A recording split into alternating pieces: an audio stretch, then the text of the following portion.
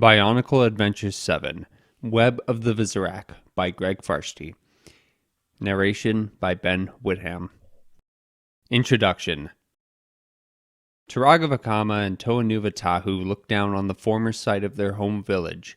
Takoro had been a mighty fortress whose walls had never been breached by a foe, but that was before the terrible night when the Rakshi came, raining destruction down and leaving the village to sink into the lava. "Why have you brought me here?" asked Tahu. "Surely there was some other secluded spot in which you could tell me your tale of Mechu Nui." "There are many such spots," Vakama agreed, "but none that will serve as well as this one." "You see, Tahu, this was your home on the island, and now it is gone. When Takoro fell, you felt loss, grief, guilt, rage. Isn't that so?" "You know it is." "Then it is the best place for you to try and understand the history I have to share with you," the Turaga of Fire continued. 1,000 years ago, there were 6 heroes, the Tometru, of whom I was one. We lived in a great city called Mechu Nui. But Makuta struck at our city, and despite our best efforts, the Matoran were imprisoned in the city was damaged worse than we could know. Vakama shook his head slowly as the painful memories flooded his mind.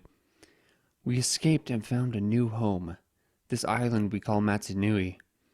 But we had to return to save the Matoran and bring them here. There was no other way." "You sound as if you regret doing it," Tahu said, puzzled. "You were Toa. Protecting the Matoran was your duty. What else could you do but try to rescue them?" "We could have done it with wisdom," snapped Vakama. "We could have done it with unity. If we had, perhaps the horror that was the Hordika would never have happened. Perhaps the web of the Visorak would never have been spun." "Hordika? Visorak? I don't know these names," Tahu replied. "Be glad you do not," said Vakama. "Be glad they do not haunt your dreams as they have done mine for these 1,000 years. Vakama reached into his pack and removed the black stone. Tahu knew it well. When stories of the past were told in the sand, this stone represented the evil Makuta, enemy of all Toa and Matoran. "I don't understand," said Tahu.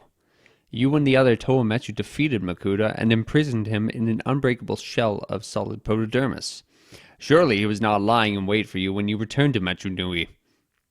Vakama held up the stone. "No. Tell me, Tahu, have you ever really looked at this Makuta stone?" "It is no ordinary rock gathered from the beach of Matanui. No, it is far more than that.